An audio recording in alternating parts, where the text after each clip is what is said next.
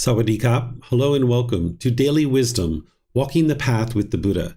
Today is our Pali Canon and English study group, and we're studying the words of the Buddha in Volume 3, chapters 21 through chapters 30. So welcome to all of you, whether you're joining for the first time or you're joining regularly. The way that we do this program is I invite volunteers from Zoom to be able to read one of the chapters or as many as you like during the class. And then I share some teachings on that particular chapter. And then I'm going to open up to any and all questions that you guys have related to the chapter. You can ask questions by putting those into Facebook, YouTube, or Zoom. Or in Zoom, you can raise your hand electronically and ask any and all questions that you like. So once again, welcome to all of you guys. We're going to start with chapter 21. Is there anybody who would like to read this one? Okay, looks like Pat's volunteering to read this one.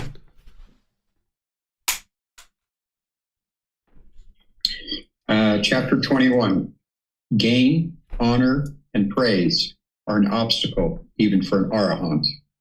Monks, gain, honor, and praise, I say, are an obstacle even for a monk who is an arahant, one with taints destroyed. When this was said, the Venerable Ananda asked the Master Teacher Gotama, "Why, Venerable Sir, are gain, honor, praise an obstacle even for a monk with taints destroyed? I do not say, Ananda, that gain, honor, and praise are an obstacle to his unshakable liberation of mind, but I say they are an obstacle to his attainment of those peaceful dwellings in this very life which are achieved by one who resides diligent, dedicated, and determined. So dreadful, Ananda, are gain, honor, and praise so bitter, vile, obstructive to achieving the unsurpassed security from bondage, enlightenment. Therefore, Ananda, you should train yourselves thus. We will abandon the arisen gain, honor, praise, and we will not let the arisen gain, honor, and praise persist obsessing our mind. Thus should you train yourselves. Okay, thank you, sir. So here, this is a discourse from the Buddha where he's essentially talking about the conceit that arises in the mind, the ego, the arrogance, the pride, the measuring and comparing and judging others. But he's talking about it here as gain, honor, and praise because somebody can share a compliment with you. Now there's a certain amount of honor or praise that's coming to you. Or say you gain something, like maybe you have a raise at work or you get a new house or a new car. This gain, honor, and praise can obsess the mind and make it challenging for you to get to enlightenment. And that's what the Buddha is essentially talking about here. He starts off with saying, monks, gain, honor, and praise, I say, are an obstacle even for a monk who is an arahant, one with taints destroyed. An arahant is an individual who's enlightened. That's what they would refer to an enlightened being as during the lifetime of the Buddha. Today we would just say enlightened being, but arahant is a way to refer to someone who's completely eliminated all the fetters and their mind's completely purified. That's why the Buddha is describing this person as one with taints destroyed. The pollutions are eliminated from the mind. And the Buddha is saying that they are an obstacle. This gain, honor, and praise is an obstacle. As someone compliments you or you have some honor, maybe you get a certificate or an award, or maybe you get a raise at work. The Buddha is saying, hey, this is an obstacle for an enlightened being. And then one of his closest students, Ananda, is saying, oh, hold on a second, sir, excuse me, venerable sir, why are gain, honor, and praise an obstacle for a monk with taints destroyed? He's saying, in his mind, he's probably thinking, well, if someone's enlightened, why would gain, honor, and praise be an obstacle? Because they're all already enlightened. There wouldn't be any obstacles at all because their mind is at ease and completely peaceful. And then the Buddha comes in and says, I do not say, Ananda, that gain, honor, and praise are an obstacle to his unshakable liberation of mind. What he's saying is, I didn't say that it was an obstacle once he's enlightened, but I say they are an obstacle to his attainment of enlightenment. That's what he's saying. In order to attain enlightenment, this gain, honor, and praise can be an obstacle because when you're hearing these things and when these things are occurring in your life, you can allow it to arise conceit. Or if you're diligent and dedicated and determined, you won't allow it to arise conceit. You will train your mind to not allow that to occur. So the Buddha is saying here, so dreadful, bitter, and vile, right? This gain, honor, and praise, it's going to affect you from being able to attain enlightenment. So he's explaining the way that you train yourself is you train yourself to abandon any arisen gain, honor, and praise. So when somebody's praising you or you're having anything honorable happen or you're getting this gain, don't allow it to obsess your mind. That someone might compliment you. You can't control that. So all you can do is control your own mind, that when somebody's complimenting you, you might say, thank you, I appreciate your kind words, or whatever it is that you share. But you don't allow it to dwell in the mind, that you need to cut it off and let it go, as you've learned in other teachings where the Buddha teaches you to cut off and let go. So he's explaining to his students to not allow this gain, honor, and praise to arise pleasant feelings and become arrogant and prideful and boastful in your day-to-day life, because this is an obstacle for you to obtain enlightenment. Because an enlightened being isn't going to be prideful and boastful, arrogant, and talking down to people. They're going to be polite and respectful in all situations. So let me know what questions you guys have here on this particular chapter. This is volume 3, chapter 21. Remember, you can put those into Facebook, YouTube, or Zoom, or you can raise your hand in Zoom and ask any questions that you like.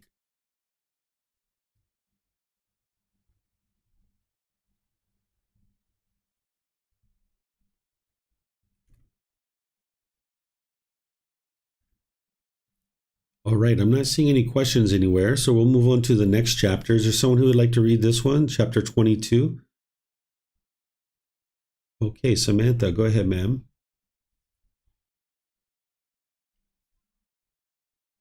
How is a monk mindful and exercising clear comprehension? And how, monks, is a monk mindful? Here, monks, a monk resides reflecting on body as body, dedicated, clearly aware and mindful, having put aside craving and worry for the world. He resides reflecting on feelings as feelings, dedicated, clearly aware and mindful, having put aside craving and worry for the world. He resides reflecting on mind as mind, dedicated, clearly aware and mindful, having put aside craving and worry for the world. He resides reflecting on mental objects as mental objects, dedicated, clearly aware and mindful, having put aside craving and worry for the world. It is in such a way that a monk is mindful. And how, monks, does a monk exercise clear comprehension? Here, monks, a monk is one who acts with clear comprehension when going forward and returning, when looking ahead and looking aside, when drawing in and extending the limbs, when wearing his robes and carrying his outer robe and bowl, when eating, drinking, chewing his food and tasting, when defecating and urinating, when walking, standing, sitting, falling asleep, waking up, speaking, and keeping silent. It is in such a way that a monk exercises clear comprehension. Okay, thank you, ma'am. So here the Buddha is explaining right mindfulness and right concentration, a certain aspect of right concentration. If you remember back to when you learned the Eightfold Path with me, we talked about mindfulness in detail. We talked about it first, just kind of as awareness of mind, that you need to develop right mindfulness, where you just have general awareness of mind. But then more specifically, you'll need to develop the 4 foundations of mindfulness, where you're able to discern and be able to notice when there's the bodily sensations associated with cravings, desires, attachments arising. There's going to be this early warning system that is occurring. And when you notice that, you can cut it off and let it go. With something like anger, it might be, tingling in the body, rising up towards the chest, or tightening in the chest, tightening in the throat, maybe heat in the face or pressure in the skull. These are all the early warning systems that the mind's about to get angry or frustrated or some other discontent feeling. And there can be these same bodily sensations not only for the painful feelings, but for the pleasant feelings and the neither painful nor pleasant as well. That's that early warning system to cut off and let go. And the Buddha teaches you to have awareness of this. And you may not have awareness of this right now, depending on how well you've developed your mind at this point. It's breathing mindfulness meditation and practicing mindfulness in daily life, general awareness of mind, that's going to help you to develop these 4 foundations. The first foundation is the bodily sensations, because you would like to cut off and let go of any discontentedness as it arises as a bodily sensation. If you miss it as a bodily sensation, it's going to become a feeling. This is where the mind is now angry, right? So when you're cutting off at the bodily sensations, it's not suppressing your feelings because it hasn't even become a feeling yet. You're cutting it off before it even becomes a feeling. It's kind of like if you were in a boat, maybe going from Australia to Indonesia, and you're out in the middle of the ocean, you would like to prevent the water from ever coming into the boat, because once it gets in, you've got a real problem to deal with. You got to get this water out of the boat. So once the anger comes into the mind as a feeling, you've got a real problem to deal with. So you would like to cut it off and let it go as a bodily sensation. But if you miss it there, you can cut it off as a feeling. You got to notice it there, take action and cut it off. And you'll be better and better at doing that when you're practicing breathing mindfulness meditation and generosity. That's going to train the mind to let go. And that's why those are daily practices that you're doing. And if you miss it as a feeling, it's going to now affect the condition of the mind. That's what the Buddha means when he says mind as mind, being aware of the condition of the mind. And this is where you might have noticed that you've been grumpy or irritable or annoyed for a few hours or a few days or maybe even a week or two. And you would like to catch it before it ever gets to that point. Because as long as you allow the mind to dwell in these feelings, or if you allow the mind to dwell in the condition of the mind being grumpy and irritable, the mind's staying wired that way. You're trying to transform the mind and rewire it so it doesn't form a conditioned feeling. So the sooner you can catch it, the better. In the condition of the mind, it's possible to cut it off and let it go there, but you'd like to back that up as early as possible, cutting it off as a bodily sensation, because then it's going to start feeding these mental objects. What a mental object is a deeply rooted container in the mind. This is the 10 fetters. Those are all mental objects. There's other ways we refer to mental objects as well, but most of the time when we talk about mental objects, we're using them as these deeply rooted containers in the mind, typically referring to the fetters. We typically refer to them as unwholesome. But there can be wholesome mental objects, and we can also use this word mental objects in other ways. You'll see in the words of the Buddha, we use it for like thoughts and ideas and things like this. But generally, we're most often using it in this context where we're referring to the things that you're trying to eliminate from the mind and purify the mind of. So this is why, like the retreat that I just taught, where I was teaching the 10 fetters in detail, you're going to need to know what the fetter is, the symptoms of it, how to eliminate it, and how to know that you've actually eliminated it. So having mindfulness of the mental objects is, you can see the conceit in your own mind. You can see the arrogance and the boastfulness, for example, arising.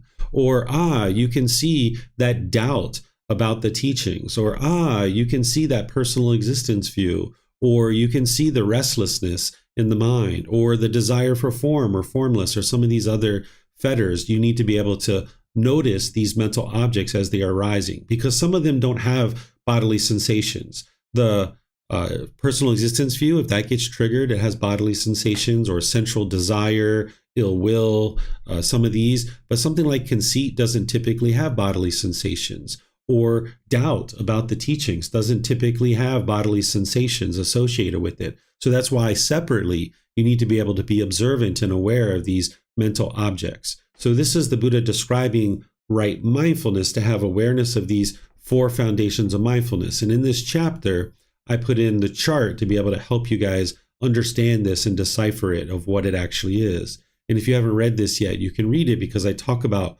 what are the 4 foundations of mindfulness to be able to help you. So that's what mindfulness is. It's having awareness of the mind. That's what you're generally starting out with. But then more deeply, by this point, if you've been studying the teachings of the Buddha, for 6 months or a year and a half, you would like to get better and better at being able to recognize any kind of arising of discontentedness as a bodily sensation. This is the early warning system. The mind's like, I'm about to get a conditioned feeling. I'm about to get a conditioned feeling here. You got some time. I'm about to get a conditioned feeling. And that's where you can cut it off and let it go and say, no, I'm not going to let you do that. And now more and more, your mind won't do it, because you've actually eliminated the cravings, desires, attachments. But if you allow the mind to get that conditioned feeling, it moved from a bodily sensation to now it's a feeling, you can cut it off and let it go there. It's more challenging, but you can do that. And that'll help you to get back closer and closer to the bodily sensations. If you don't do that, now it's going to affect the condition of the mind for a few hours, a few days, a week or so. And then it's going to start feeding these mental objects and get them more and more deeply rooted. So if you allow the mind to be angry, it's going to fill up this ill will in the mind, or these other deeply rooted containers, these mental objects. Then the Buddha is talking about singleness of mind here. This is one aspect of right concentration. When I taught you guys right concentration in the foundational classes, you saw in the Eightfold Path, the Buddha describes the jhanas. And I mentioned to you that, hey, this is describing the results of the Eightfold Path, but there's other places where the Buddha describes right concentration. And this is one aspect of right concentration, where he's explaining clear comprehension, which is concentration. And what he's talking about here is practicing singleness of mind. And he's relating it to activities that a monk would be involved in, where he's saying, okay, you function with concentration or singleness of mind. He actually uses the phrase singleness of mind in other places, that when you're going forward and returning, meaning when you're walking back and forth, or when you're looking ahead or you're looking aside, or drawing in the limbs or extending the limbs, when you're wearing your robes, meaning you're putting on your clothes, when you're carrying your outer robe and bowl, when you're eating, drinking, chewing food, tasting, defecating, urinating, right? You would like to have singleness of mind. If you've ever been on the toilet using the phone and you dropped it in the toilet, that's your karma, because you're not practicing singleness of mind, right? Or if you ever notice that if you're trying to defecate or urinate and you're trying to look at the phone, that doesn't happen as easily and as well, right? Like if you set those things aside and just focus on defecating or urinating, you can get your business done and boom, bada bing, bada boom, and get out of there and be done with it. But if you sit there and just kind of looking at your phone or looking at newspapers and things like this, it's occupying the mind and it's not allowing the body to do what it needs to do. And the same thing when you're walking, standing, sitting, falling asleep, waking up, speaking, or keeping silent. The Buddha is essentially saying, have this concentration, this focus, this singleness of mind. So anytime you notice that the mind's wandering, like you're washing dishes and the mind's wandering, cut that off and bring the mind back. Or if you're on the phone and your mind's wandering to something else, cut that off and bring it back. More and more, your mind's going to stay focused. And I've given that analogy where I talk about the piece of wood and the steel rod, and you grind this back and forth, you get a deeper and deeper groove. But initially, the rod's going to bounce around because there's no groove there. But when you do this long enough, you get a deeper and deeper groove. So when you practice singleness of mind for longer and longer periods of time, your mind will ultimately just stay in that focus. And that's what the Buddha is describing to you here, is to be able to practice singleness of mind, develop right concentration, so that now you can have this clear comprehension, because that's going to help you bring forth all the other factors of the Eightfold Path in terms of right intention, right speech, right action, all these other factors, even mindfulness. By having this concentration, it's going to help you to be able to bring forth all of that and practice in such a way that you can have the wisdom to be able to now have wise conversations that don't produce any unwholesome results for you. So let me know what questions you guys have here, if you have any about mindfulness or concentration that you'd like to talk about. Looks like Samantha has a question. Go ahead, ma'am.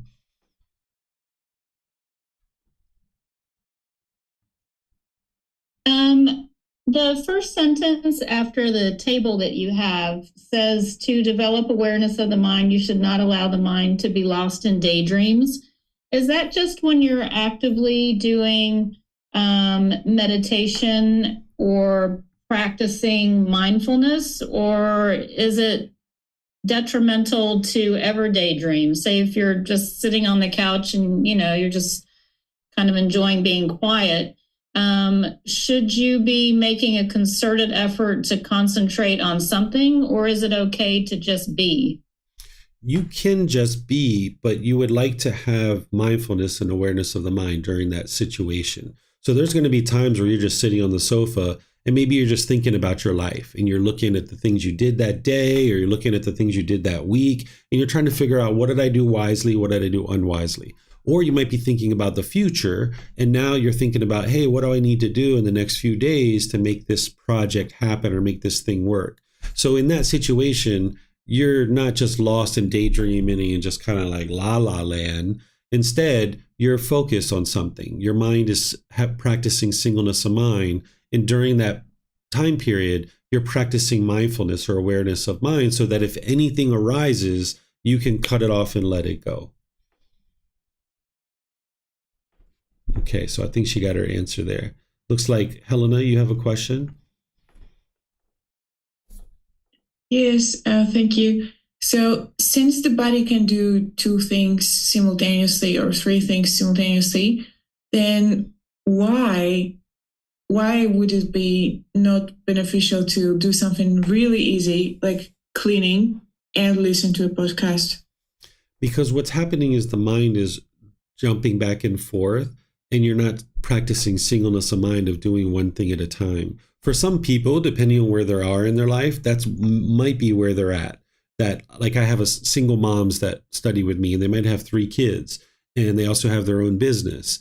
And it's all that they can do to just be cleaning the house and listening to a podcast. And that's the only way that they can get the teachings in, because otherwise they wouldn't have the ability to learn. But as they're learning and they're growing and they're developing and they like to hone in that concentration, then they'll slowly start to, take some things out of their life and be able to get to the point where they're just listening to the teachings, or they're just cleaning, or they're just doing one thing at a time.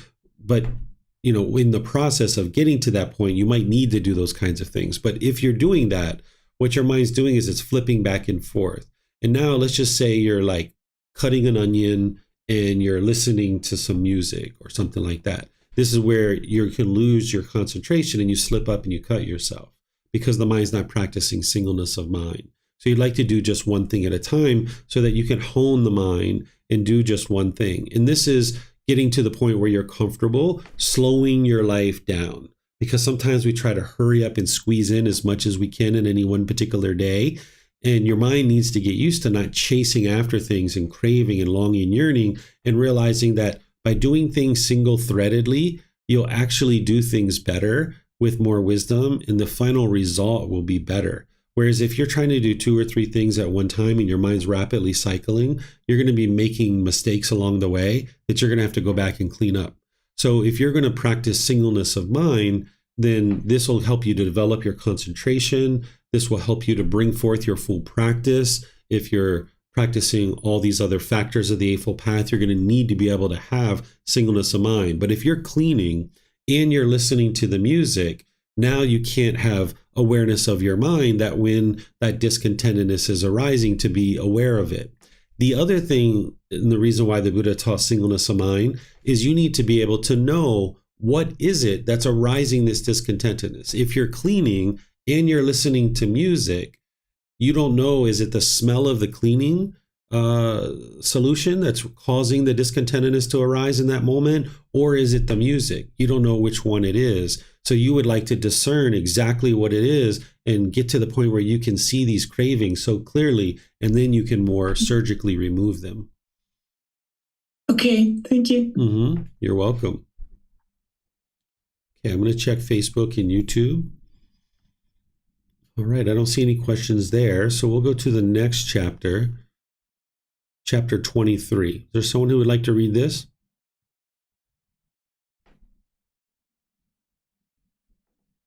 Okay, looks like Helena's first, and then Vibha will come to you for the next one. Wonderful and marvelous quality of the Tathagata. That being so, Ananda, remember this too as wonderful and marvelous quality of the Tathagata. Hear, Ananda. For the Tathagata feelings are known as they arise, as they are present, as they disappear. Perceptions are known as they arise, as they are present, as they disappear. Thoughts are known as they arise, as they are present, and as they disappear. Remember this too, Ananda, as a wonderful and marvelous quality of the Tathagata. Okay, thank you, Helena. So here what the Buddha is describing is a quality of mind for an enlightened being.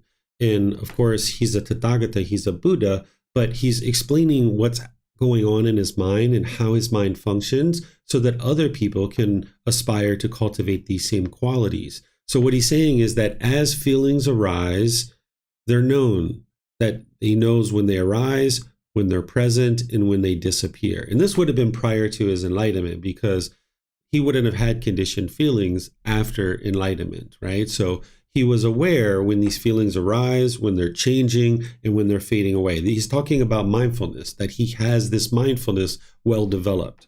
And then the same thing is true about perceptions. Remember, a perception is a view or opinion, that he's aware of it as it arises, as it's present and it's there, and as it disappears. He's aware of these views and opinions because you're going to need to know not to cling to these things that as they're arising. So your mindfulness is there to help you see that, hey, this is just your opinion, this is your view, this is your perception.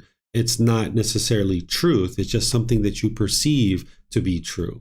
And then there's going to be certain thoughts that arise, that are present and disappear. So you're going to need to cultivate that mindfulness in a way that you're aware of the feelings, the perceptions, and the thoughts as they're arising, as they exist, and as they disappear. And that's the mindfulness that he's talking about.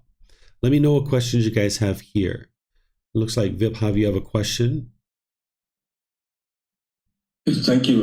Just can you please clarify I think you made this point that he's probably saying it before his enlightenment, but I guess the passage did not say that. So does an enlightened being, from what you've been describing before, is able to, has feeling, but they can cut it off early, or that they will not have any feelings or perceptions or thoughts arise? An enlightened being won't have any conditioned feelings. These are based on some condition, like, the mind is experiencing the pleasant, painful, or neither painful nor pleasant. They will have unconditioned mental qualities where the mind will just always be joyful, for example, or always be peaceful. It doesn't matter what's going on. There's just always joy and peace in the mind. And I describe that as a mental quality because it's persistent in the mind. It doesn't arise, it doesn't change, and it doesn't fade away. It's a permanent mental quality. Whenever we talk about feelings and whenever the Buddha talks about feelings, he's talking about conditioned feelings. And that's how one of the reasons why I know that here he's talking about before his enlightenment, because you won't have conditioned feelings as an enlightened being. You will have perceptions, you'll have views and opinions, but those will be based in wisdom, where in the unenlightened state, we can have views and opinions that are misperceptions or false truths, or things like this. But by the time you get to enlightenment, you will have the clarity to know that this is the truth, right? And you'll also have thoughts when you're in the enlightened mental state, but you won't cling to those thoughts. And you'll be aware that there is a thought, you'll be aware that it's arisen, that it's present, and that it's disappeared. But in terms of conditioned feelings, you won't have those during the time that the mind is actually enlightened. It'll just be permanent mental qualities that are just always there. And remember, these are conditioned feelings. Based on some condition, you're now going to feel this. So like when I come to see you in California, Vibhav, I'm not going to be excited. I'm sorry. I'm not going to be excited to see you. I will enjoy seeing you. It will be fun to spend time with you, but it would also be fun to stay here with my family, or it'll also be fun to travel in the airport. I'll also enjoy sitting in the restaurant and eating here in Chiang Mai. I'll also enjoy riding my motorbike from the temple to my house, right? So everything's going to be enjoyable, but you're not experiencing conditional feelings based on some condition that you're now going to experience pleasure, pain, or neither pain nor pleasure. Instead, your mind is just always enjoying everything that you're doing. And this is what you can get to when you get rid of those conditioned feelings. Thank you. You're welcome. Okay, I don't see any other questions anywhere. So let's move to the next chapter, which is chapter 24. And Vibhav, I think you were going to read this one, right? Sure. The 6 subjects of conscious awareness. How many subjects of conscious awareness are there, Ananda? There are, Venerable Sir, 5 subjects of conscious awareness. Good, Ananda. Therefore, Ananda, remember the 6th subject of conscious awareness too. Here, ever mindful a monk goes forward, ever mindful he returns, ever mindful he stands, ever mindful he sits, ever mindful he lies down to sleep, ever mindful he undertakes work. This subject of conscious awareness, developed and cultivated in this way, leads to mindfulness and clear comprehension. Okay, so here the Buddha is giving you 6 times that you would like to have mindfulness. In reality, the way he teaches is he teaches you to have mindfulness all the time, every moment of the day, from the moment you're first waking up all day long until you're going to sleep. But here he's giving you 6 things to remind you that, okay, during these times, to be sure you have mindfulness. These aren't the only 6, but these are the times where he's reminding you to be sure that you have the awareness of mind, that you have mindfulness. So here he's saying, when you're going forward and you're returning, when you're sitting and standing, to be sure that you have mindfulness or awareness of mind.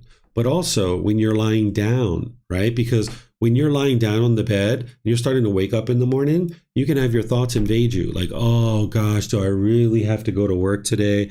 I don't want to see that guy at that business meeting or that girl at the business meeting. No, I don't want to see that person.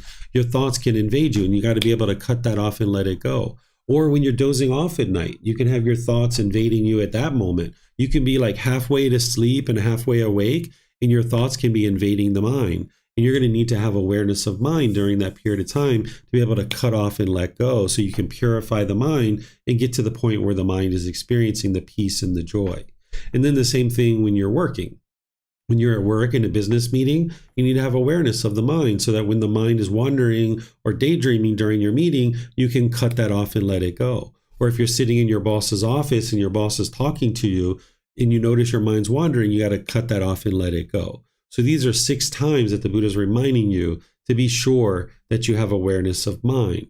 So this isn't the only times, but it's the times that he's reminding you about. And he talks in other teachings where he says mindfulness is always useful. You should always be practicing mindfulness. But here he's talking specifically about these 6, just to remind you of that. So let me know what questions you guys have here. Remember, you can put it into Facebook, YouTube, or Zoom, or you can raise your hand in Zoom and ask any questions that you like. Looks like Helena has a question. Go ahead, ma'am. Thank you. So today morning in class, the live class, the presential class in Chiang Mai, we had a situation where a student got very emotional. And how was that situation for you in terms of mindfulness and single-mindedness? Like, were you aware of your breath or of her and what she was saying, or of the classroom?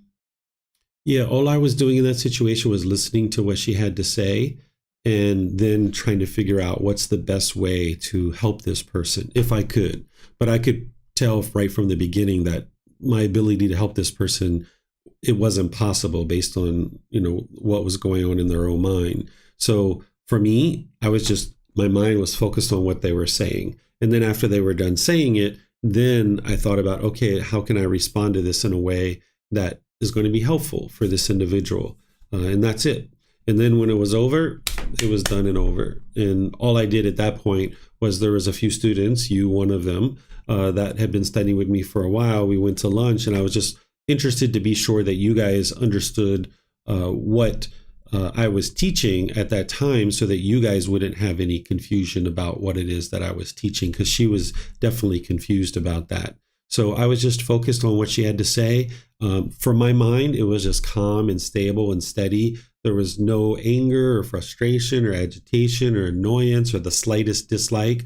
In fact, her friend came up afterwards and apologized for her friend. And I let her friend know. I said, no, it's okay. I said, you didn't do anything. I said, if she calms down and she would like to come back and talk, she's more than welcome to come back and talk, because I love all beings and I don't have any expectations of her.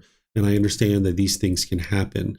So I let her know that. So there's nothing in my mind other than, how can I help this person? And then afterwards, there was nothing but, loving kindness and compassion, which is a genuine interest for this person's well-being and concern for their misfortune. It's so unfortunate that this person's mind was like this, because they're not only struggling in a situation where they're in a classroom with me, but they're struggling in many other parts of their life, and they just haven't taken the opportunity to be able to learn what it takes to be able to get rid of all of that. And now they're just having all kinds of issues, because it's not the first time that they've ever done something like that in the classroom with me. And now all of that is just going to affect them for the rest of their life, until they decide that they're going to eliminate this lack of wisdom, train their mind and get rid of their craving and anger.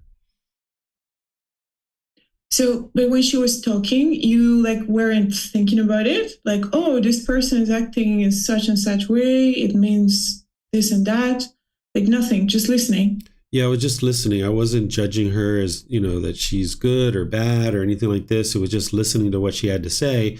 And I could tell that she was angry even when she just first started talking, that she had craving and desire, and the languages she was using, her tone, her word choice, her jumping around to different topics. I could tell her mind was already shaken up. So I was just listening to what she had to say. And then after I heard what she had to say, I was able to reply because my mind was able to understand what would be the best way to reply. But I couldn't reply because she kept cutting me off like 2 or 3 times. And since I couldn't reply, then I just knew that I couldn't help this person. And with the 5 factors of well-spoken speech, it wasn't the proper time to talk. So I just told her, okay, our conversation is finished. I don't have relationships like this with students, and I'm not interested in having that kind of relationship. So we're going to end our conversation. But if you would like to come talk to me after class, you're more than welcome. Okay. Thank you. Mm-hmm. You're welcome. Okay, Vibhav, if you have a question, go ahead, sir. Thank you, David. I had a question around work, undertakes work. So I have noticed that being more focused and doing one thing at a time, being more focused in meetings, being more mindful actually helps in making better decisions and understanding the context of what other people are saying, and actually improving the quality of work. The question more specifically is, in my work is basically it's very, very fast moving, and a lot of things happen that, and things come from, you're basically doing like, 5-10 things that you're assigned to do 5-10 things at the same time, and you need to kind of be aware and mindful and focused on, you can't focus on the same thing at the same time, but you have to do a lot of context switching to make sure things are, you're responsible for actually being done as needed. So I just wanted to get some guidance on how to ensure that you're doing a good job and the 10 things that you're kind of asked to do at the same time.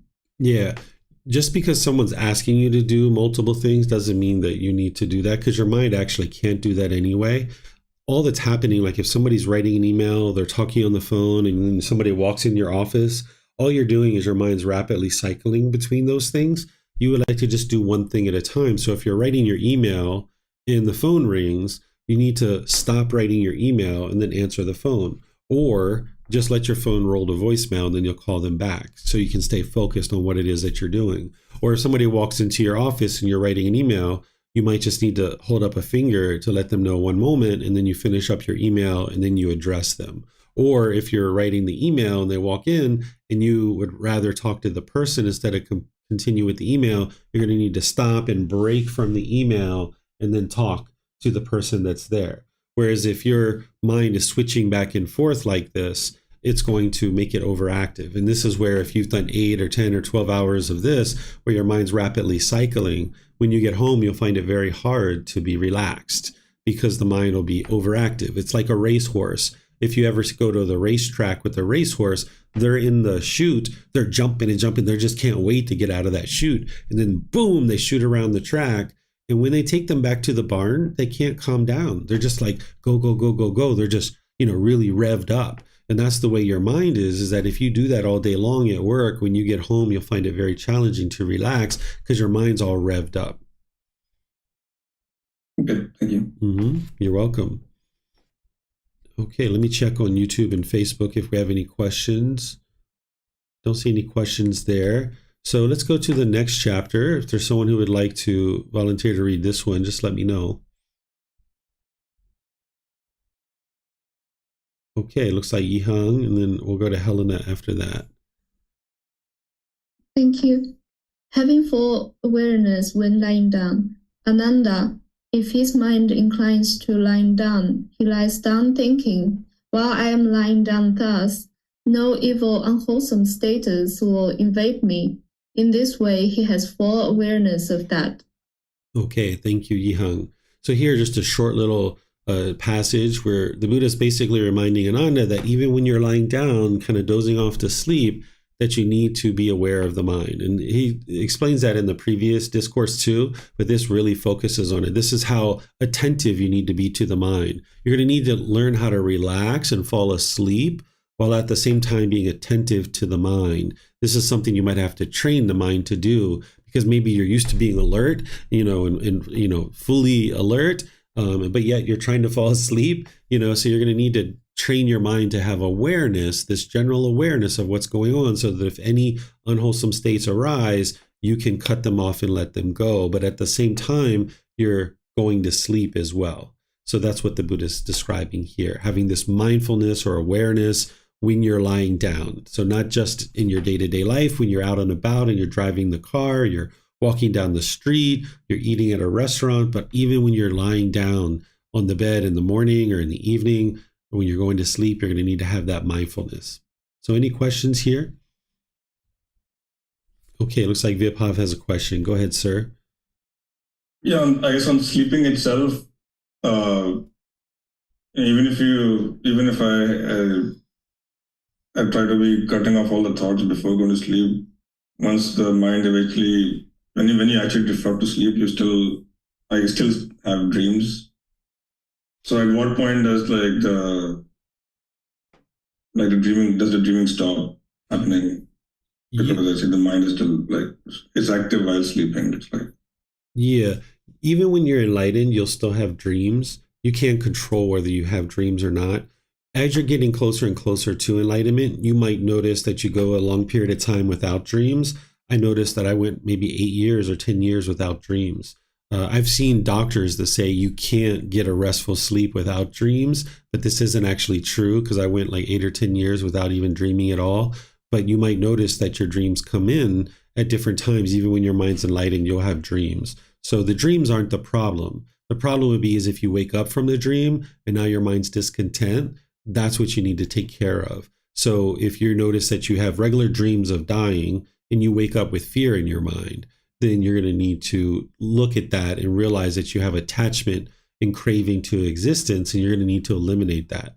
Or say you wake up and you had this dream that you were homeless, and now you feel a certain discontent feeling because of that, because you didn't have any money or something like that. That shows you what your mind is attached to. Or maybe you're dreaming about a partner that's long in the past. You haven't talked to them in maybe 10, 15, 20 years, and your mind wakes up having had a dream about them. It shows that your mind's still holding on to these things. But you will have dreams. Just when you wake up, just remember that they're not true. It's not true reality, and cut that off and let it go no matter what's going on in the mind. Just wipe your hands clean of it and just move on with your day. Well, thank you. You're welcome. Okay, I'm not seeing any questions anywhere. So Helena, Yihang, do you have a question here? Yes, sorry, I was a bit slow. I was just thinking, when falling into sleep, sometimes it feels like the mind can easily fall into sleep, but sometimes also happens to maybe if the body and the mind already gets a bit tired and then went to bed and sleep, and after a while feels a bit not that tired anymore, and then maybe would like to decide to not sleeping. But then another feeling comes into feel like it has to be sleeping because tomorrow has something to do, and then that pressure comes in again. I'm not sure if in this case, would that be wise to choose not force the body and the mind to sleep if it's not really be, and just get up and do something, or just lie down there and try to sleep?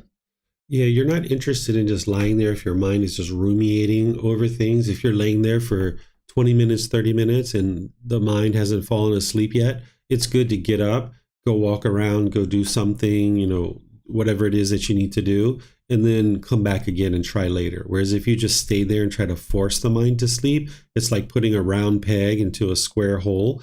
So if you notice your mind is ruminating and ruminating and ruminating and having obsessive thoughts, that's where you can redirect it by getting up and going to do something else. And then that'll kind of cut that cycle of that obsessive thoughts. And then you can come back and try again later. Because the way that you're going to get to the point where you can easily fall asleep each day is that you train the mind and you train the body to be able to do this, where you don't allow it to just dwell in those obsessive thoughts. But that's not to say that if in 5 or 10 minutes you notice that you have obsessive thoughts, you could also get up there too and redirect the mind. Or because you're doing breathing mindfulness meditation and you've already done your 2 or 3 meditations in your day, if you're laying in bed at night and you're noticing the mind's having obsessive thoughts, you could focus the mind on the breath, do some nice deep inhalation and exhaling through the nose. It's not one of your 2 or 3 meditations per day for 30 minutes or more, but the benefits that you've accumulated in meditation in your 2 or 3 sessions, you can actually use that to your benefit when you're looking to fall asleep by just doing some nice inhales and exhales and focusing the mind on the breath, and you'll notice that you'll be able to fall asleep nicely that way. Okay, thank you very much. You're welcome.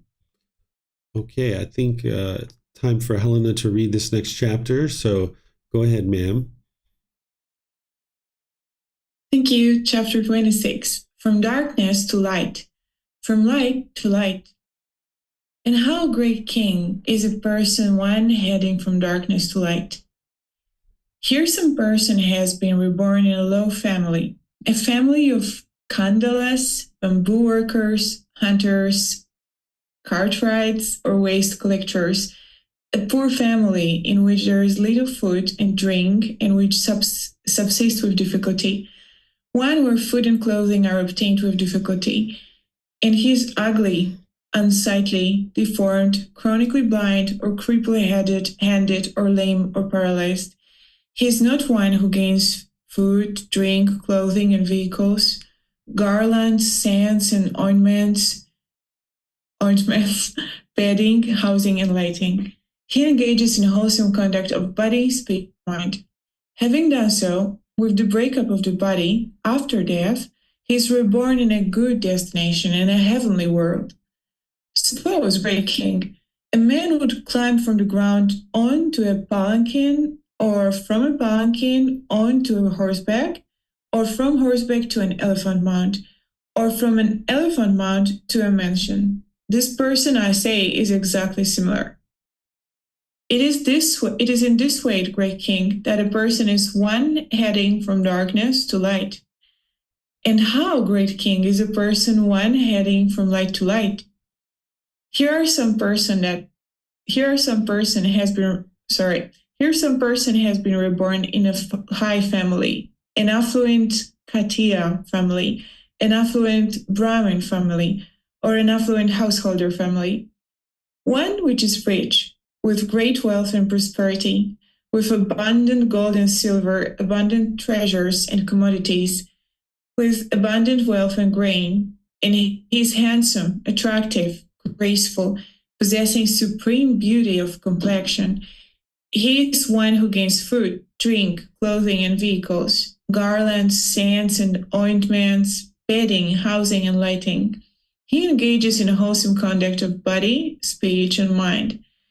Having done so, with the breakup of the body, after death, he is reborn in a good destination, in a heavenly world. Suppose, great king, a man would cross over from palanquin to palanquin, or from horseback to horseback, or from elephant mount to elephant mount, or from mansion to mansion. This person, I say, is exactly similar.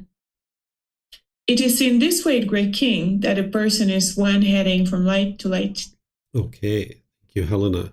So the Buddha is teaching people to walk towards the light, meaning awaken the mind and get to this wholesome mental state of enlightenment where the mind is bright and uplifted. And he was teaching that anybody and everybody can get to enlightenment, because during this time frame and even now, people oftentimes think that wherever you're born, you're destined for a certain life based on where you're born. But during the lifetime of the Buddha, there was a strong caste system in place that if you were born in what they are referring to as a low family, someone who is just kind of like average workers, that it was thought that, okay, your life is kind of destined for this life of, kind of servitude and disgruntledness, and your life's never really going to amount to much. But what the Buddha was doing is he was teaching people, no, it's not about where you were born. It's about your wisdom and how you cultivate your mind. And you can make wise decisions and you can move your life forward and you can move towards this light. So here he's talking, about someone who's born into a family which is considered to be a family that has less resources, that this individual can actually move to higher and higher and improved states of mind. Essentially, he's talking about getting into the heavenly world, but you can also look at this as moving to an improved states of mind, that moving from this family that is impoverished to a better existence through training of the mind. And he's relating this to an individual who moves from palanquin to palanquin, from palanquin to horseback. What a palanquin is one of those things that, if there was like a bunch of people holding a platform, and then like maybe there's 4 or 5 or 6 people holding a platform, and then a person gets on top of the palanquin, they're like being carted across the earth, being carried by human beings. That's what a palanquin is. So if you're going from the ground to the palanquin to the horseback to an elephant to a mansion, the Buddha is showing this individual is climbing higher and higher, moving closer and closer to the light, going from the darkness to the light. But then he's talking about there's some people who are born into kind of a rich, affluent family, and then they're also can be moving towards the light as well. And he's talking about this as moving from palanquin to palanquin or horseback to horseback, that you're just kind of moving sideways essentially rather than upwards. But both of this is what you would aspire to accomplish, is no matter where you're born, whether you're born in an affluent family or whether you're born into a family that has less resources, you would like to always be walking towards the light. So any questions here on this chapter? Okay, Helena, go ahead, ma'am. Thank you. I'm very surprised to see that the Buddha talks about physical beauty. And does he mean, in a sense, that physical beauty is a consequence of good karma? Yes. He talks about this as part of our karma, that based on how we appear in life, that if we have an appearance that is more beautiful, this is from our wholesome karma from our previous lives. And then if we don't look so great, then that's also our karma from our previous lives as well.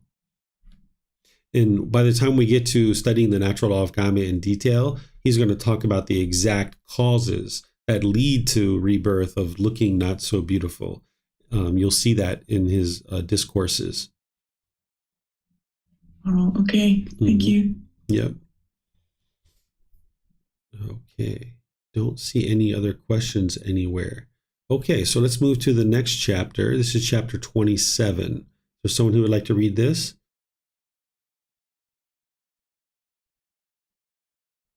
Okay, go ahead, Vibhav. And then Samantha, you can take the next one.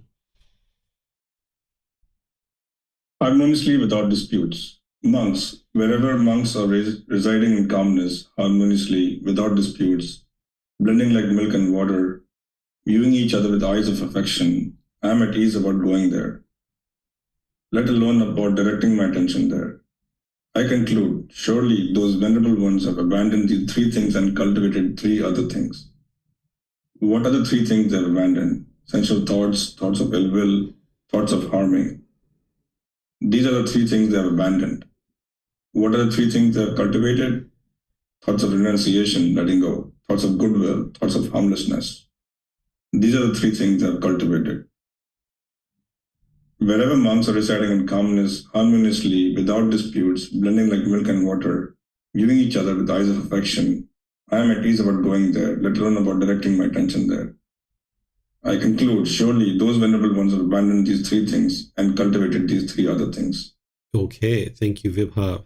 So you guys might actually be identifying what the Buddha is talking about here. If you've been studying and you memorize the Eightfold Path, you might notice what he's talking about here is right intention, that the intention of renunciation, the intention of non-ill will, and the intention of harmlessness. That's what he's talking about here, about the things that people have cultivated. And he's saying, okay, when there's a group of students that have abandoned central thoughts of ill will and harming, he's at ease about going there. An enlightened being can go anywhere and be at ease, but he's saying, okay, essentially, like, I enjoy going here more so than over here to this other place where people haven't eliminated their central thoughts, their ill will, or their harming. So he's pointing out to his students to cultivate this right intention, because obviously, if you're studying directly with the Buddha, you would like to be around this person and you would like to be able to learn the wisdom of what it takes to get to enlightenment. So if you and a group of students are cultivating these particular qualities, then a wise individual, in this case a Buddha, an enlightened being, is going to be interested in spending time here. And this is what you would like to do, where, Helena, going back to what we experienced today in class, if there was a group of people like that, there's not going to be very many people that are interested in being around that, right? And now these individuals aren't going to be able to cultivate the qualities that they need to ascend above that. So by you cultivating these qualities, anybody choosing to cultivate these qualities of right intention, where you have thoughts of renunciation, thoughts of goodwill, and thoughts of harmlessness, this is going to promote your ability to have right intention and ultimately get to enlightenment. But also, the Buddha is pointing out here that wise individuals, him and enlightened beings, would be comfortable even more so than other places to be around individuals like that. And that is going to promote a lot of benefit for you to be around individuals who are wise and have cultivated their mind, because then you can gain the wisdom of what it takes to get to enlightenment as well. So any questions on this one?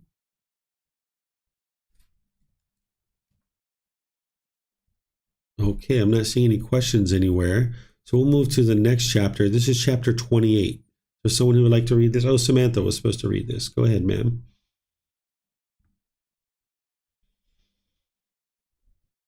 Disputes arise from craving. Craving is a cause of seeking. Seeking is a cause of gaining material possessions. Gaining material possessions is the cause of evaluating. Evaluating is a cause of desire. Desire is the cause of clinging. Clinging is a cause of possessiveness. Possessiveness is a cause of stinginess. Stinginess is a cause of guarding of possessions. And because of the guarding of possessions, many unwholesome, unskillful things come to be. There arise the taking up of stick and sword, fights, disputes, arguments, accusations, harsh speech, lying, and other evil, unskilled states. Okay, thank you, Samantha. So the Buddha is, in my opinion, an expert at showing this cause and effect, this action and result. And he's showing you how one thing leads to another, and then that thing leads to the next thing, and that thing leads to the next thing. And the reason why he does this is because if you see down here at the bottom that, okay, what he's describing is people basically using weapons to fight and have disputes and arguments and accusations and harsh speech and lying and other evil, unskilled states. And you're looking at that, and that's the outcome. You're like, I'm not interested in fighting. I'm not interested in arguments or disputes or accusations and harsh speech and all these other things. Well, okay, if you're not interested in any of these things, which is the outcome of what the Buddha's talking about, then all you got to do is go all the way back to the beginning and say, I've got to eliminate that. Because if I eliminate craving, then I won't have seeking. And what seeking is where you're looking external for things. And now when you're seeking, you're looking external, then there's going to be this material possessions, that the mind is wanting to gain material possessions. And when you're gaining material possessions, you're going to be evaluating, meaning you're going to be judging other people about what do I have versus what do they have. And now when you are evaluating people and you're judging people of what they have versus what you have, then there's going to be more desire that's arising up in your mind where you want more things because you don't have as much as everybody else. Then you're going to be clinging to the things that you have. You're going to be holding on to it. And now the mind's going to become possessive, and the mind's going to be holding on and very possessive over these things. Then there's going to be this stinginess that comes in the mind. Then there's going to be this guarding of your possessions. And that's where all these other things are going to come about. So the Buddha is an expert at showing this cause and effect, and you can follow this sequence in your life and you can say, oh yeah, that's exactly what your mind's doing in the unenlightened state. You can see it in your mind and you can see it in other people's minds. And this is how you independently verify that, yes, the Buddha was a true Buddha, that he figured this out and he's showing you exactly what leads from one thing to the next, to the next, to the next. And then if you're not interested in these fights, disputes, arguments, harsh speech, and other things like this, then you just go back to the original cause and say, I'm going to eliminate that. And if I eliminate that, then I'll eliminate all these other things. And that's what you would ultimately like to get to. So let me know what questions you guys have here on this chapter. You can put that into Facebook, YouTube, or Zoom, or you can raise your hand in Zoom and ask any questions that you like. So Helena's asking, what's the difference between craving and desire? So here we're using it as two different things, where craving is the longing, yearning externally, where you're seeking, and the desire is like the wanting in the mind and just kind of like wanting something. So oftentimes we describe it all as the same thing, as craving, desire, attachment, but there's actually different things that are happening there. The craving is the longing and yearning for something external. The desire is the wanting within the mind. The clinging or the attachment, that's holding on to it and wanting it to be permanent. These are the things that the mind's actually doing. But usually when someone's first getting started, I just describe all these things as the same thing until somebody gets deeper into the teachings to be able to see the level of granularity that is interesting about these words. So again, the craving is the longing and yearning. The desire is the wanting. The clinging or the attachment, that's the holding on to it and wanting it to be permanent. Okay, let me see if we have any other questions. Great questions, guys. All right, Vibhav has a question. Go ahead, sir. So I guess this passage also kind of describes someone who's not necessarily, but always like with people who are like going on a job and they're, if you are trying to get a promotion or earn more wealth and things like those. And so how do you differentiate? I mean, how do you like disassociate from the fact, from the act of like doing like your job and wanting to kind of things like promotion or doing better for yourself, from the actual, like what the actual craving and desire that this chapter is describing? That I mean, there is some association between the craving and desire for going to a job and then trying to get a promotion. Like, how do you dissociate those two things? Okay. You're working towards a promotion, but you're not actually craving, if you understand the question. Yeah. So there's the craving, right? There's the longing and yearning for more money. And now if you get it, you'll be happy, but that's only temporary. It's going to rise, change, and fade away. And then you're going to ultimately be sad or frustrated, or you're going to want more, right? There's the longing and yearning for it, where now you're forming your inner feelings of happiness or sadness based on whether you get that or not. But then there's also just wise decision-making, that you realize that you live in a country that has a certain amount of inflation, and you're going to need to gradually increase your salary in order to keep up with inflation. Your children are getting older. You're going to need to send them to college, and you're going to need to gradually increase your income in order to be able to sustain your family and be able to help them to acquire the things that they need. And you can do that with wise decision making. You'll actually be more successful, but you're not forming your inner feelings based on this stuff, right? So you can have a goal where, say, like in the next 3 years, you would like to be making X amount of dollars, and you can gradually work towards that. And let's just say you fall short. Say you're at the 3-year mark and you haven't gotten to that goal. Okay, well, if it's a true goal and you're walking towards it, as you say, then if it ends up being 3.5 years or 4 years or 5 years that you get to that, that's okay. And you just gradually work towards that through wise decision making. But if you have a craving and you get to that 3-year mark, you'll be sad. You'll feel guilty. You'll feel shameful or less of a person that you didn't get to that in the 3-year time frame that you had set out. So it's a matter of making wise decisions to walk towards something and not forming your inner feelings based on whether you acquire it or not. Yeah, I see what you're saying. I guess this point is very hard to to kind of dissociate the two. It kind of ends up being, I mean, it is less so, but it seems to always come together where you could be happy in, on happiness is conditioned too, but you could be content and joyful in where you are, and I don't need anything more, and I'll live my life, and that's okay. If I do get a promotion, that's okay. If I don't get it, that's okay too. And you also may not choose to put extra effort to get a promotion, right? Because then it kind of, you seem to put that extra effort only because you want a promotion, not because you actually need it. Yes. And so it's a little bit hard to kind of dissociate the giving from putting the effort, right?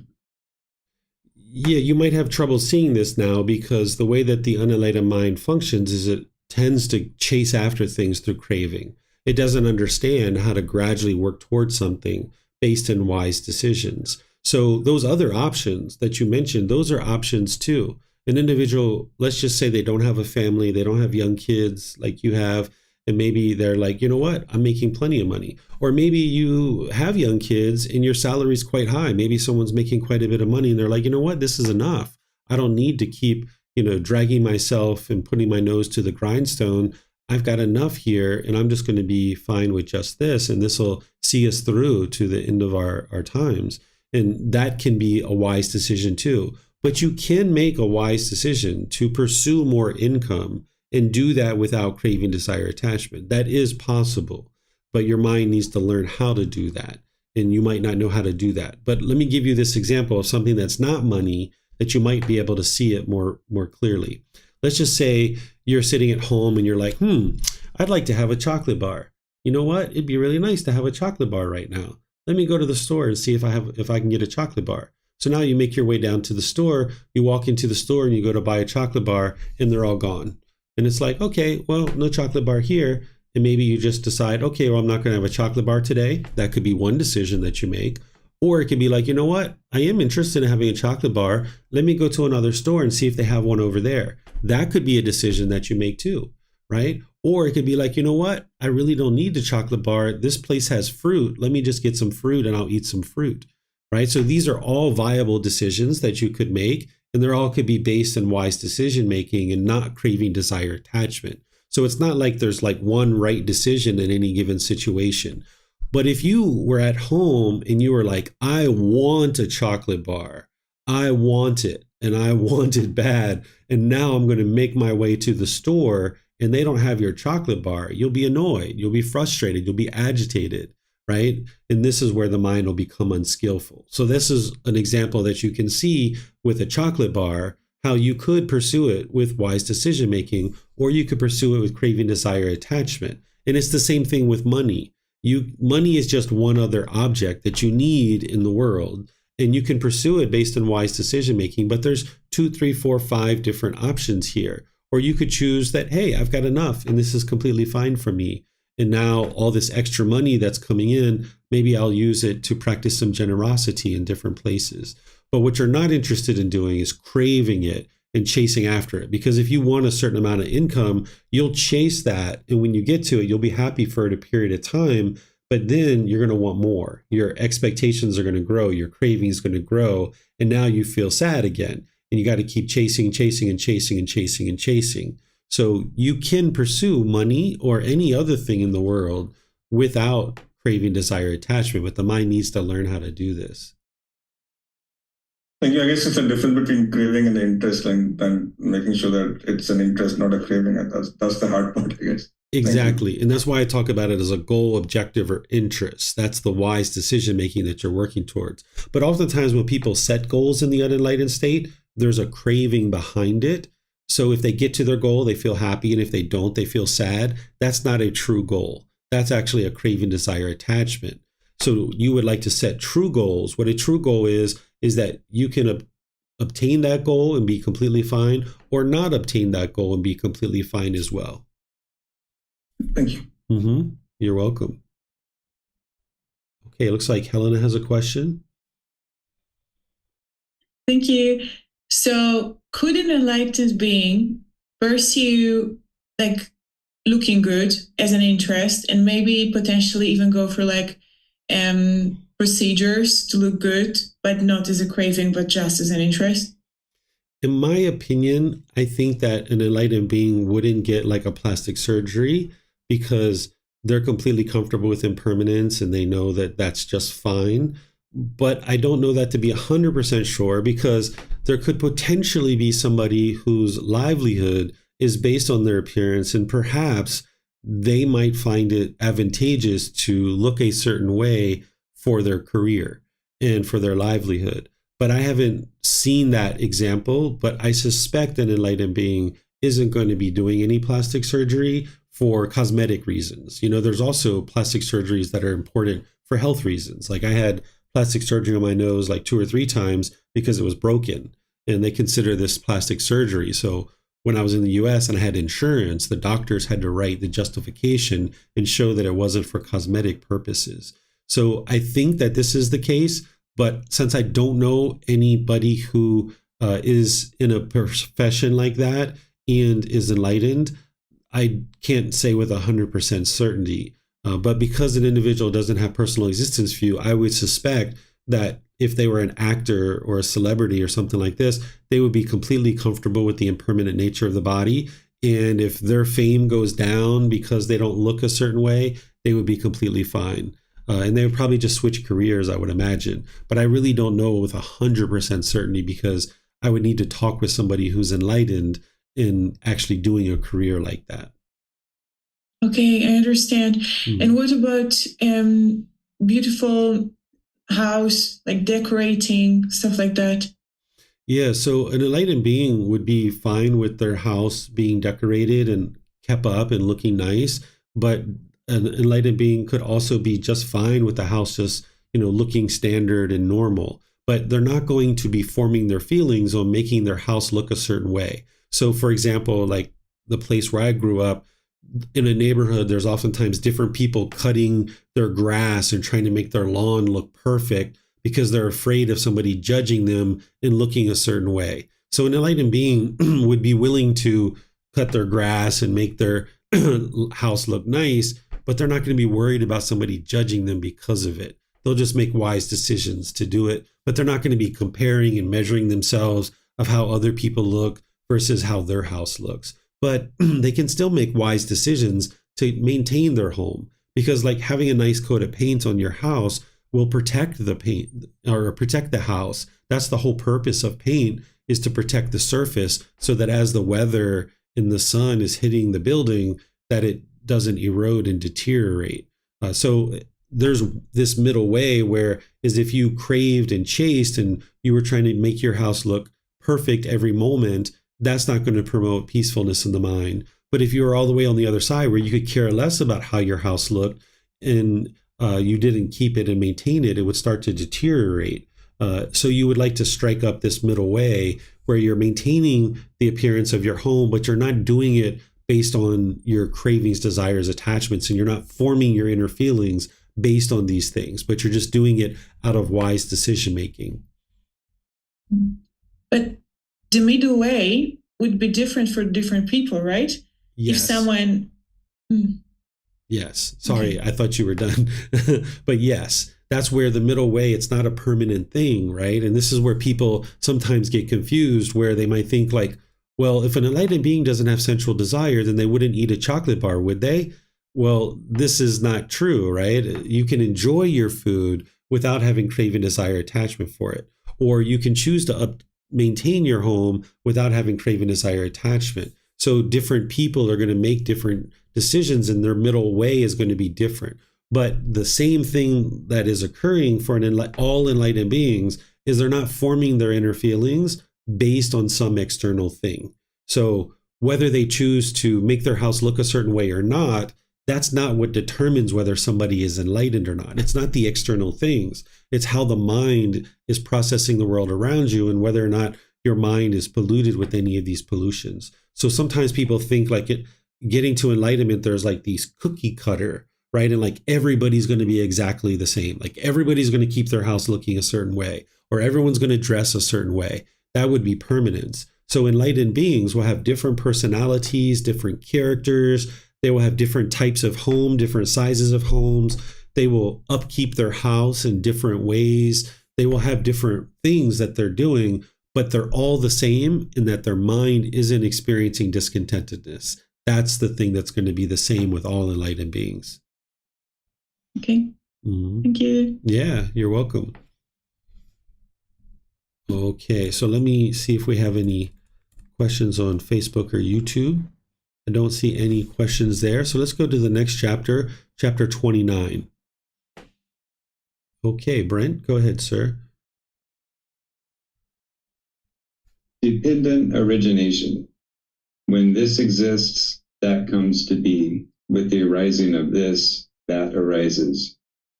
When this does not exist, that does not come to be. With the elimination of this, that ceases. Okay, thank you, Brent. So I've been kind of referring to dependent origination throughout the Pali Canon and English study group. This is not the part of dependent origination that I've been referring to. This is like a simplified version of dependent origination, which is kind of like a lead-in to the ultimate dependent origination. You will see the detailed dependent origination in Volume 5, Chapter 14. But this is like what you need to learn before you actually learn actual dependent origination, the intricate details of dependent origination. This is just helping you to see causality and causally arisen objects, that if this exists, that comes to be. With the arising of this, that arises. It's showing this cause and effect, or cause and effect. When this does not exist, that does not come to be. With the elimination of this, that ceases. So all the Buddhist teachings, in one way or another, are related to this cause and effect, or action and result, like the chapter we were just studying, with craving leading to seeking, and seeking leading to material gain, and these kinds of things. The Buddha is showing you this cause and effect, cause and effect, cause and effect. And this is what's important for you to be able to learn his teachings, because he's typically showing you one particular cause, and then he's going through multiple causality, and he's ultimately getting to the ultimate effect, which is in that last chapter, the arguments, the disputes, the harsh speech, showing you how craving leads to this thing. And there might be 12 or so interlinking steps. So one of the ways you can think about this is when this exists, that comes to be. With the arising of this, that arises. So by choosing to learn English, you can then fill out a job application. By filling out a job application, you can get an interview for a job.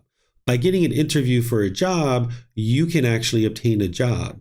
By getting a job, you can make an income. By getting an income, you can purchase food and clothing. By purchasing food and clothing, you can go outside and participate in the wider community.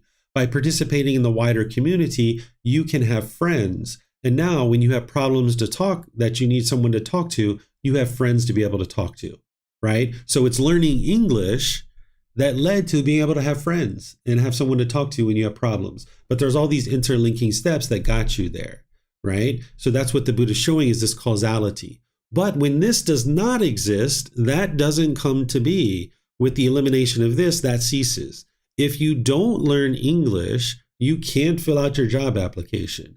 And if you don't fill out your job application, you can't get a job interview. If you don't get a job interview, you won't get a job. If you don't get a job, you can't have an income. If you don't have an income, you can't purchase food and clothing. If you don't purchase food and clothing, then you can't go out in the world and participate.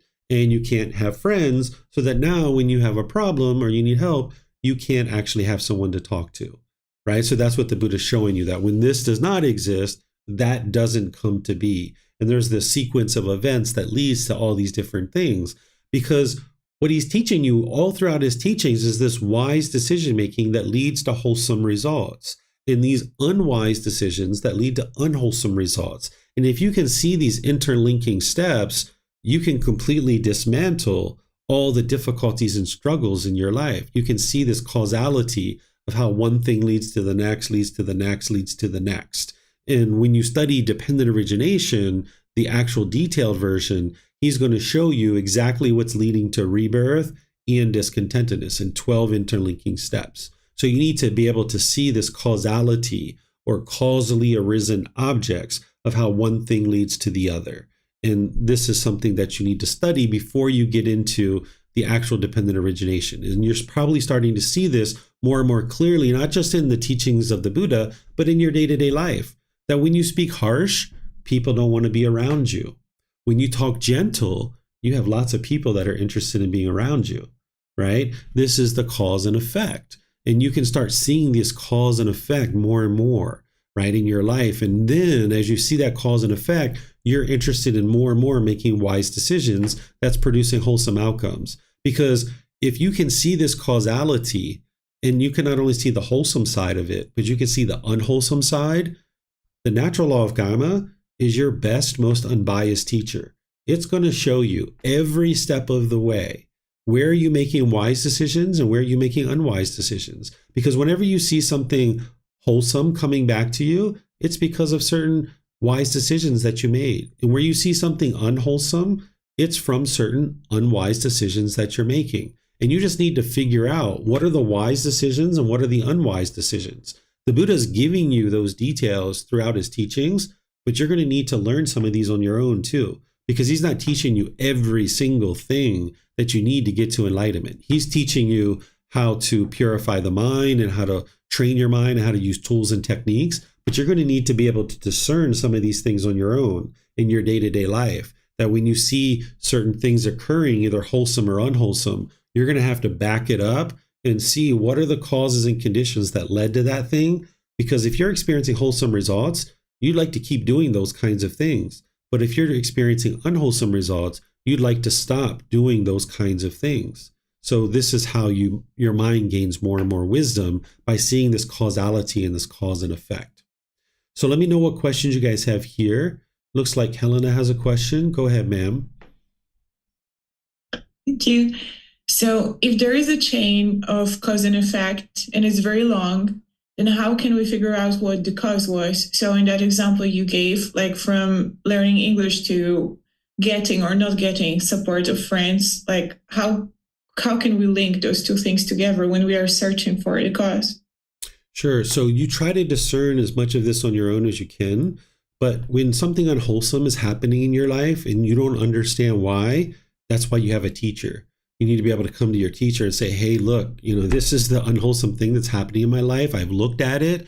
I think that it's these things, but I'm not really sure. Or I'd just like to confirm that I'm on the right track here. Can you help me discern and figure out what it is that's causing this? Because obviously you're interested in stopping it from occurring. Or likewise, if you have wholesome things happening and you'd like to figure that out and you can't figure out why those things are happening, you can seek guidance from your teacher. And then more and more, when you start learning how to do this, you'll get better and better at doing it.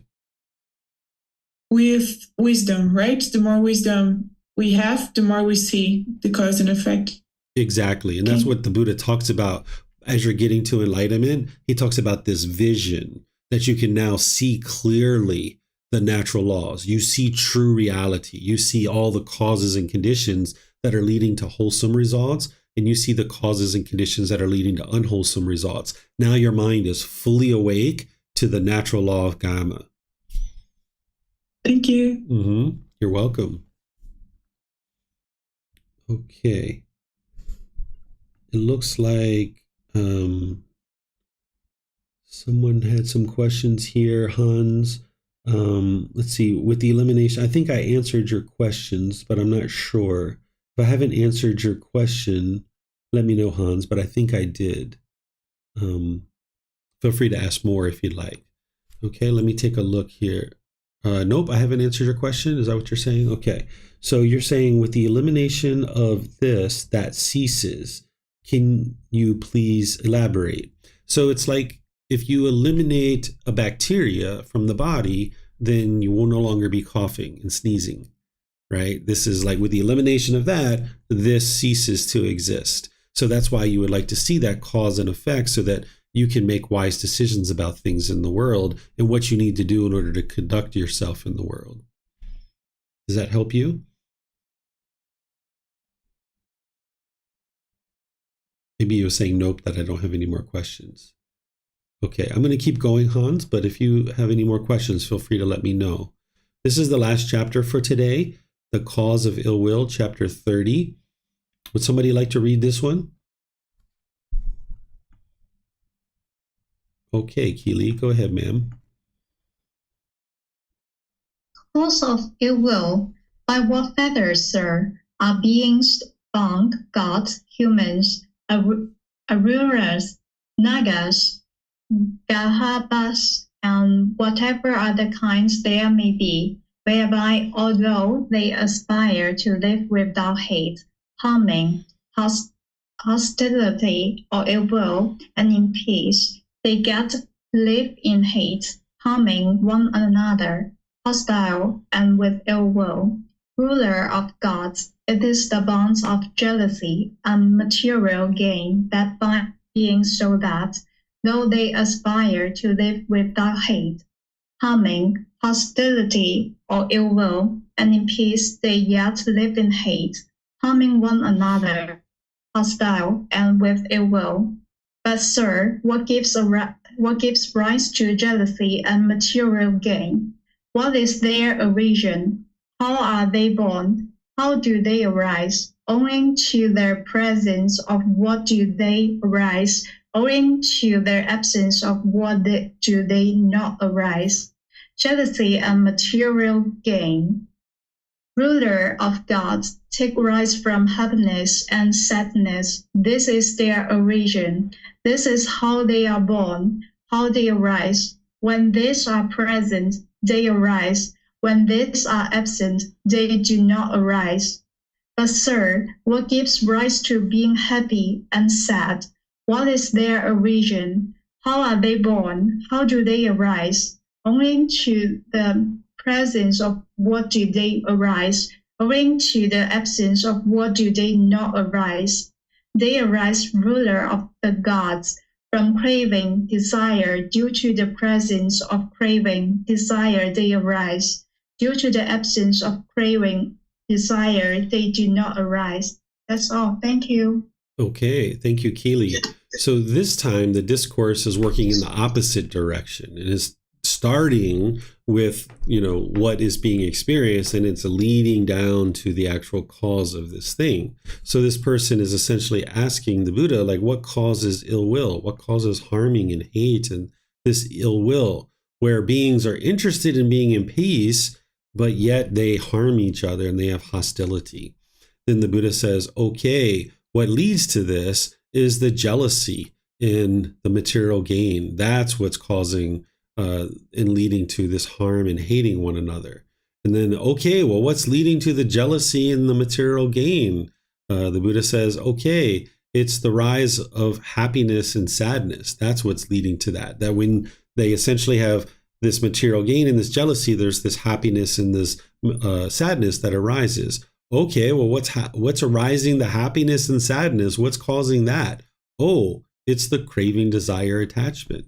The Buddha's working in the opposite direction because now this ruler of the gods is asking questions. This is a being in the heavenly realm is asking the Buddha questions. So now the Buddha is explaining that it's craving, desire, attachment that arises, that is leading to all of this up here, this ill will, right? So at the top line, the Buddha's being asked about ill will. Essentially, what arises ill will? What is the cause of ill will? Why does ill will keep arising? Well, the Buddha goes through a whole series of things here, and then ultimately he gets to it's craving, desire, attachment that arises ill will. And then due to the absence of craving, desire, attachment, then there won't be any ill will, right? So this is how you can do this. This is just flipped upside down from the last one that we were looking at. So any questions here on this one?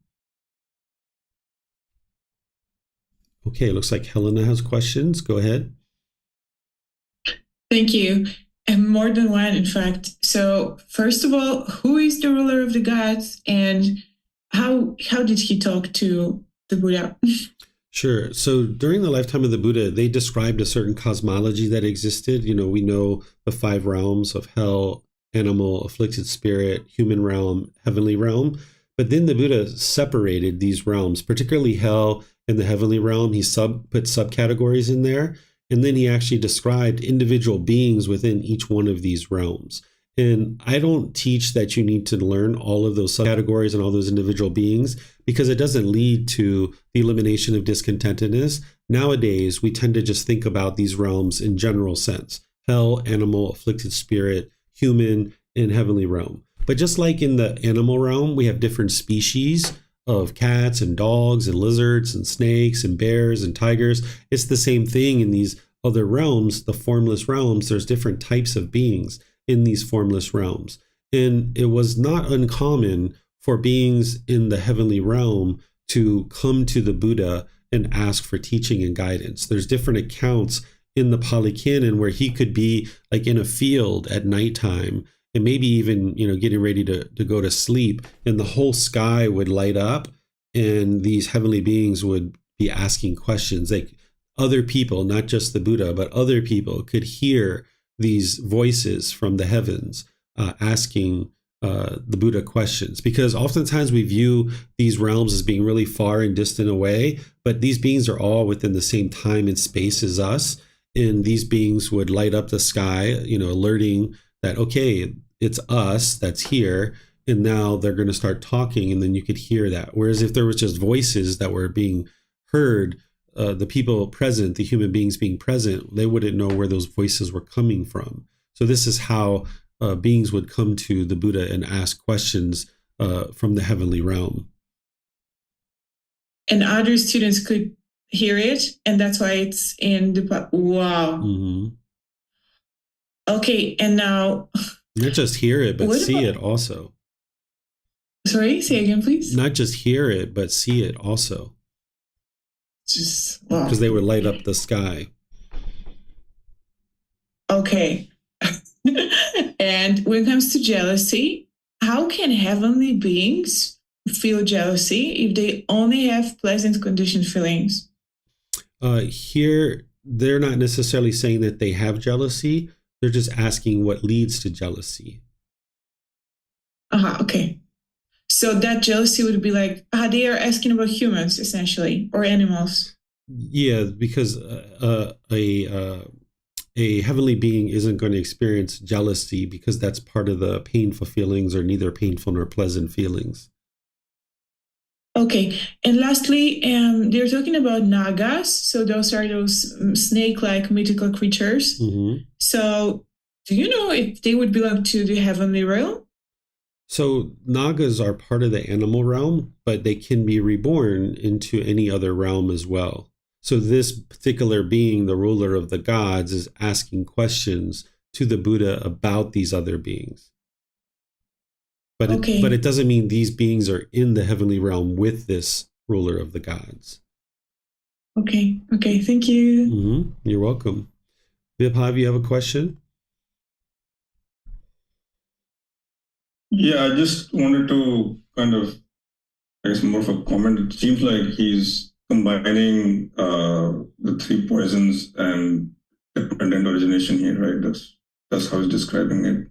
He's not combining the dependent origination, but if you look at that dependent origination from the last one, that basic dependent origination just cause and effect, or action and result. So here he's helping you to be able to see what is causing ill will, what is causing anger and frustration and all those lesser versions. It's craving, desire, attachment that's leading to that. And that's why when you look at the 4 stages of enlightenment, that central desire and ill will, they're essentially together, even though they're 2 separate fetters. That when you're eliminating central desire, it's eliminating ill will too. And that's why those fetters get eliminated together, essentially. Because whenever we talk about craving, desire, attachment, we're primarily talking about central desire. There are cravings, desires, attachments that aren't central desire, but primarily we're talking about the central desire, that 4th fetter. And then these 2 are essentially linked, that it's because of the lack of wisdom or the ignorance that craving and ill will continue to exist, or craving and anger continues to exist. And he's showing you that causality in this answers that he's given to this particular being. Okay. And sorry, I had a follow-up question on the sensual desire being part of the first stage of enlightenment. Can I ask a question now? Or? Sure. So you said before that on the specific piece of having a sexual desire, sexual attachment with your spouse, you can enjoy till like second stage of enlightenment. But the actual fetter, the sensual desire, is eliminated at the first, before you get to first stage of enlightenment. So how do you eliminate sensual desire but still have like a sexual life with or sexual contact with your partner? This is a misunderstanding for you, Vibhav. Sensual desire doesn't get eliminated until you get to the third stage of enlightenment. In the first stage of enlightenment, you still have sensual desire in the first stage. It's not until you move into the second stage that sensual desire is thinned out and ill will is thinned out. But it's not until the third stage that they're completely eliminated. Okay, it's the first three it's the first three that are part of the first stage of enlightenment. Personal existence, view, doubt, and wrong observances, right? That's the first three. Wrong behavior and observances, yes. Okay, thank you. You're welcome. Okay, let me see if we have any other questions. Okay, I'm not seeing any other questions anywhere. So what I'm going to do is just end by thanking all of you guys for joining for our class today. Thank you for those of you guys that read. Thank you for all your questions. Thank you for those of you guys that are even just interested in learning and you maybe didn't even ask any questions, you didn't even read, and that's fine because you're learning and you're growing, you're developing, and you're understanding the teachings of the Buddha more and more. So thank you for your dedication and your diligence to learning, because this is the best thing for you, those close to you, and all of humanity as you're training your mind and you're becoming wiser and wiser, and you're able to train your mind to become more peaceful and more joyful in the world. So thank you for your dedication and your interest to learn. Next week, we're going to be in the next 10 chapters, which is chapters 31 through 40. This is volume 3 that we're going to continue with. And we're going to be in this book for a while. I think it goes up to 124 chapters. So we're going to be in this book for a while as we go through the group learning, or the Pali Canon and English study group. Tomorrow in the group learning program, I'm going to be in chapter 20 of volume 1. This chapter is titled Animal to Human, the Evolution of Our Consciousness. This is where you're going to learn about the 5 realms of existence and what happens in those 5 realms. You're going to learn about how our consciousness in the human realm evolves out of the animal realm and how individuals observe past lives and things like this. So it's kind of like the first time I start introducing students to the cycle of rebirth. Now that they've learned a whole lot of the teachings, I just start kind of introducing them to the cycle of rebirth a bit there at the end of that program. So you're welcome to attend that or watch the recordings if you like. And then on Monday, I'm going to be starting a Foundation in the Path to Enlightenment course here in Chiang Mai at the temple. So you're welcome to attend live, or you're welcome to watch the replays or attend through the live streams or any of those kinds of things. And then, of course, as you guys have any questions, feel free to reach out. You can ask questions in classes, in the Facebook group, by sending private messages, or by scheduling personal guidance with me. So thank you all again for joining, and perhaps we'll see you guys in a future class. Be well and have a lovely rest of your day. Sawadee-ka.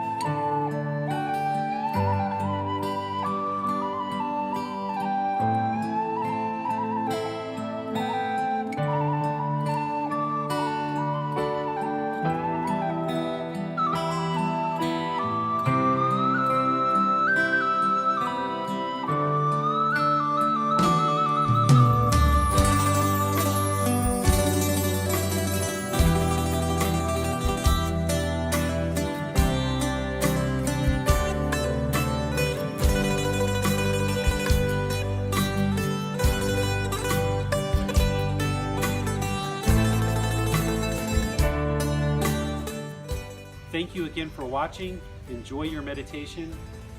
Look forward to seeing you online and answering any questions that you might have. Thank you so much.